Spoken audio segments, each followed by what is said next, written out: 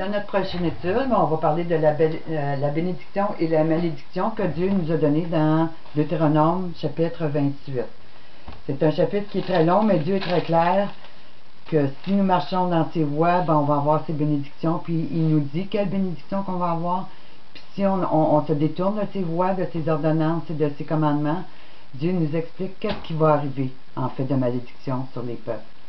Alors, le dernier royaume qu'on vit présentement, qui sont les pieds de la statue de Nabuchodonosor et qui est sous l'Empire romain. Alors, on va voir, en lisant les bénédictions et les malédictions, vous pouvez voir très clairement sous laquelle qu'on est présentement.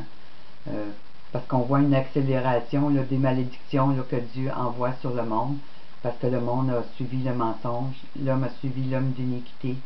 Alors, allons voir de plus près là, ce qui se passe de ce côté-là. Il faut que vous preniez conscience que Dieu est souverain de cette terre, que Dieu est souverain de toute la création qui a été mise en place, des animaux, des humains, et des semences, des arbres, et de tout, là. Alors, ce qui se passe présentement, c'est que Satan essaie de s'emparer pour une dernière fois, parce qu'il a tenté à différentes périodes de l'histoire de conquérir ce monde. Mais à la fin des temps, il va lancer une dernière offensive, puis ça va être une offensive terrible, parce qu'il est décidé plus que jamais à conquérir ce monde, puis tout ce que Dieu a créé. Alors que ce soit dans le ciel, les astres et tout, il veut tout conquérir. On voit la NASA est sous le contrôle de l'ennemi aussi. C'est pas juste la planète Terre. Ce qui se passe sur les autres planètes aussi, il y a beaucoup de vérité puis de mensonges, alors on ne sait jamais là, qui croire, là, mais quand même, ça nous donne une idée de ce qui se passe avec la NASA, puis la NASA vient d'être donnée aux musulmans, là, dernièrement, il y a environ un mois et demi, là. Alors, il y a beaucoup de choses qui se passent, mais le but, c'est vraiment le contrôle de la souveraineté de Dieu. C'est que Satan veut s'asseoir sur le trône de Dieu. Puis en rebâtissant le troisième temple, il va faire croire aux gens, au peuple juif premièrement, puis aux nations, que c'est lui le maître. Mais la Bible nous dit qu'il va y avoir une grande guerre à la fin des temps. Que Dieu, à un moment donné, va dire c'est assez. Puis que là, il va lancer son offensive finale pour rétablir toute chose. Alors, quand les gens vous disent ah, Dieu, le peuple de Dieu est toujours en guerre, puis tout ça, ben, allez lire l'Ancien Testament pour voir les différentes époques où il y a eu des grandes guerres. Ben, le peuple de Dieu, il a toujours eu pour but d'essayer de se protéger contre l'envahisseur. Puis que souvent il était amené en captivité à cause de sa désobéissance. Alors Dieu nous dit très clairement que si nous marchons selon ses voies, si nous obéissons à ses commandements, il leur donnera la bénédiction sur son peuple, et que celui-ci sera non pas la queue, mais la tête. Alors il dirigera le monde, mais d'une main sage, d'une main de justice, d'une main de droiture.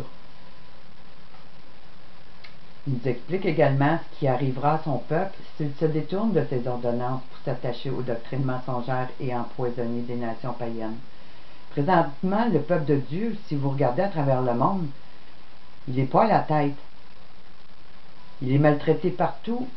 Il est rejeté partout. Les hauts postes dans les gouvernements, tout ça, sont tous occupés par le camp ennemi. De plus en plus, le peuple de Dieu, comme les autres nations, à cause de sa désobéissance, souffre de pauvreté parce qu'il ne prend pas garde à ce que Dieu lui dit. Alors, le peuple de Dieu n'est pas à la tête présentement, il est à la queue, puis il devient une hérésie, la risée des nations, qui n'arrête pas de se moquer de lui de plus en plus. Pourquoi? Parce qu'il n'a pas veillé, il n'a pas pris garde. Alors, au verset 25, au verset 33 et au verset 36 de Deutéronome 28, il est mentionné que si nous ne marchons pas selon les principes établis, que nous serons battus par nos ennemis. Ils vont nous conquérir. Puis ça, mes amis, vous avez juste à voir qu'est-ce qui se passe dans le monde, puis c'est pas dur à voir. En tout cas, pour ceux qui sont allumés, là, c'est pas dur à voir. Il nous est dit qu'un autre peuple s'emparera de tout ce qu'il a voulu nous donner, et que nous serons amenés en esclavage, et que nous serons opprimés et détruits. C'est pas ça qu'on voit un peu partout dans le monde, là? L'ennemi est en train de détruire tout le peuple de Dieu. brûler les églises, tuer les chrétiens, les crucifier, les faire brûler. Allez voir un peu là, sur le site Le Voile déchiré, dans la section La Grande Persécution. Vous allez voir comment ça avance vite. Encore aujourd'hui, j'ai mis quelques articles. Alors, prenez le temps de lire le chapitre 28 de Deutéronome, puis faites-en votre propre analyse. Analysez votre cœur, analysez votre propre vie, puis regardez ce qui se passe autour de vous, puis voyez si on est sous la bénédiction ou la malédiction. Alors, on va voir dans de futures études différentes techniques et stratégies qui vont être utilisées sur les populations pour amener cette haine entre les peuples, et en particulier contre les chrétiens et le peuple juif.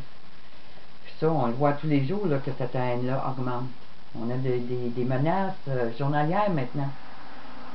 On ne doit pas oublier qu'au départ, cette guerre est une guerre spirituelle et que cette vaste Église universelle, le World Council of Church, le Conseil mondial des Églises, qui est sous le contrôle de Rome, a pour mission première de rallier toutes les nations par une même foi commune, sous un monde socialiste et communiste, qui sont toutes des doctrines de Satan.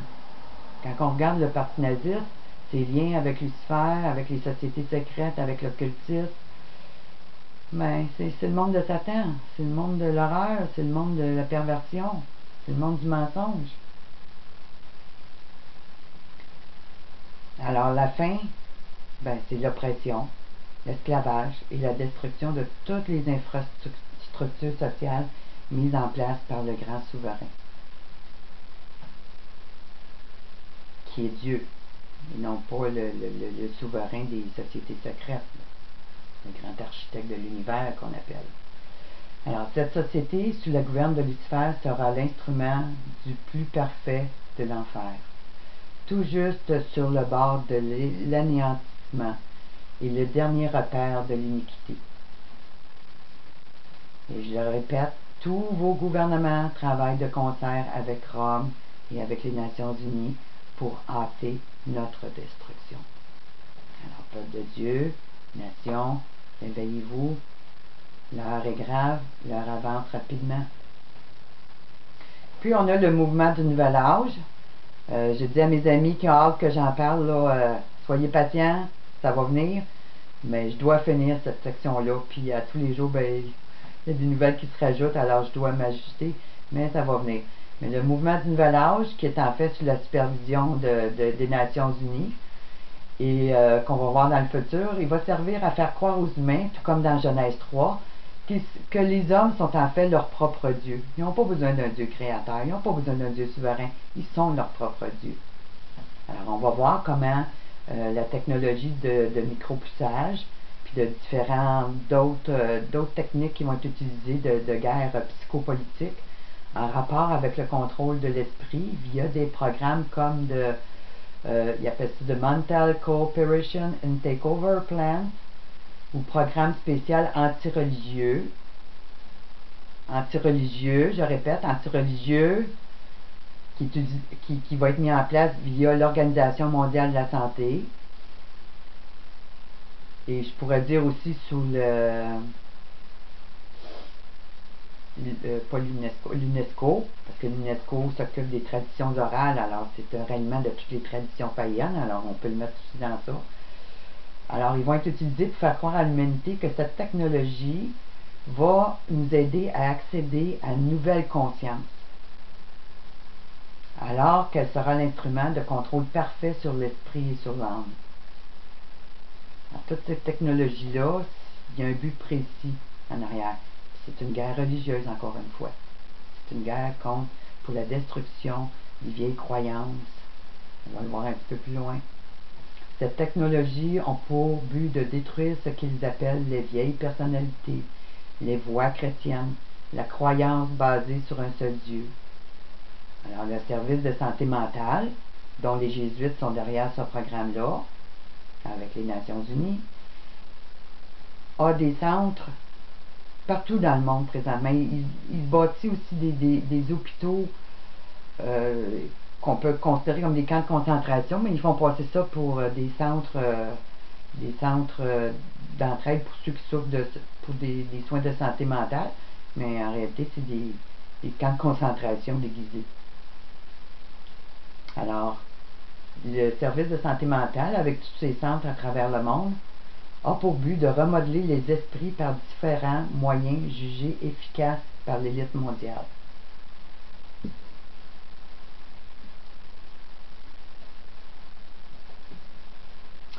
Quand je vous dis efficace, rappelez-vous les camps de concentration de Mengele, toutes les expériences qu'ils ont faites sur les sujets humains. Puis ça va vous donner une petite idée de certaines techniques qu'ils vont utiliser contre nous, contre des milliers de personnes, pour les soumettre à la nouvelle vision mondiale. Il y a aussi le réseau d'alerte contre les sectes qui n'a pour but que de lancer une attaque et d'ébranler les croyances de tous ceux qui ne croient qu'en un seul Dieu.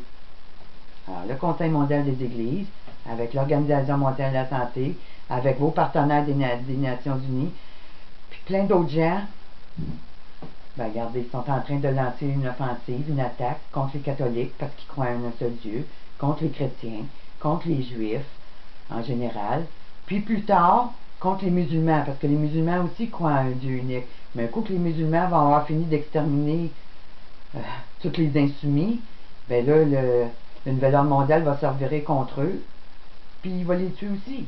Mais d'une certaine manière, il y en a plusieurs qui sont tués présentement sous le couvert de la sécurité, là, sous le couvert du terrorisme, mais l'assaut final contre eux va venir plus tard. Alors, ceux qui communiqueront dans le futur à quelque groupe que ce soit une connaissance religieuse, spirituelle ou mystique seraient considérés comme indésirables aux yeux des Nations unies et comme quelqu'un souffrant de profonds troubles psychiatriques. Et vos jeunes qui étudient pour devenir psychologues ou psychiatres ou encore même médecins, ben, ils sont tous enseignés sur les fondements, sur ces fondements erronés de l'homme divinisé, et deviendront, si vous faites appel à leur service, vos pires ennemis, qui demanderont votre internement pour vous aider à revenir sur Terre, à retrouver votre bon sens, comme on dit. Alors, nous parlerons un peu plus en détail de toutes ces choses-là dans de prochaines études. Je check mon heure parce que je ne veux pas passer tout droit. Alors, on va continuer dans notre prochaine étude. Mais comme vous voyez, là, ce qui prend place, là, cette pyramide occulte qui prend place, ben elle avance rapidement. Puis il y a un piège là, qui se referme de plus en plus. À chaque jour, là, le piège se referme. Les lois ont été mises en place, maintenant elles sont prêtes à foncer, puis ils commencent à foncer. Alors restez avec moi, on va continuer dans la prochaine étude.